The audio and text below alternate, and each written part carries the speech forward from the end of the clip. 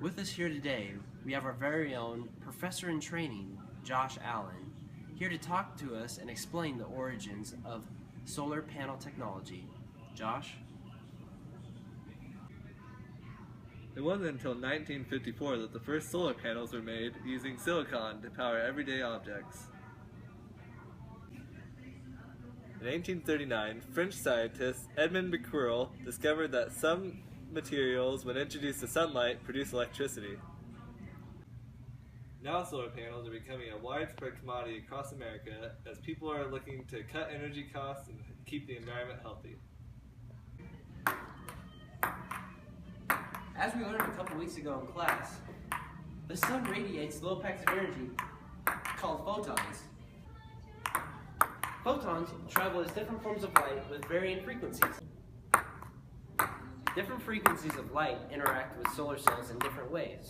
While infrared is better at producing thermal energy, visible light is better at producing electricity. Many concoctions have been tested to find the best compound suitable for producing the most electricity. After many years of testing, we have found that polycrystalline silicon is the most suitable for this task. Polycrystalline silicon is a pure form of silicon meant to only let visible light through it. By using this type of silicon, we are able to block out other forms of light that may interfere with the production of electricity otherwise. This adds to the efficiency and life of the cell. There are 3 sublayers in all PV panels essential to the transferring of electrons. First, there is an anti-reflective coating which absorbs visible light while reflecting other light waves, allowing photons to hit the silicon beneath. Second is the electron-rich N-type, negative type silicon base. And lastly, the P-type, positive type silicon, which is electron deprived and allows for the flow of current as more photons hit the N-type above it.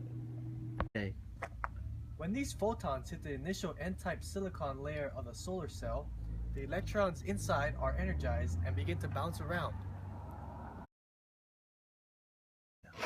As more energy is added to the system, the electrons begin to move around fast enough to break away from the N-type silicon and jump to the P-type.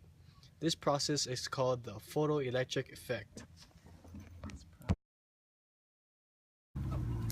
The electrical conductors are attached to the positive and negative sides of the panel, which lead to a current converter. Once the current is converted, the circuit is completed and connected to a battery, where it is then stored for later use.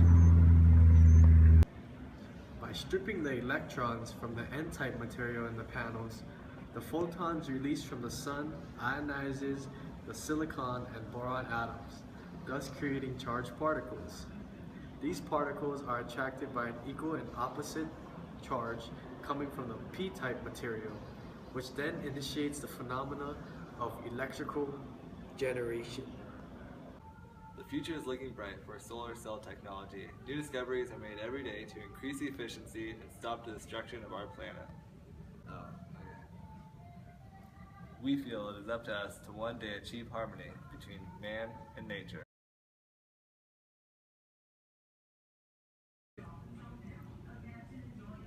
Oh, is that it? I got silicone to take it out. Nope. Are we coming to take it? Energy is added to the system. The electrons.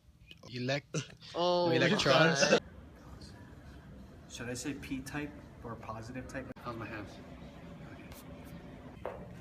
Ace. Hey. 12-1. Game point.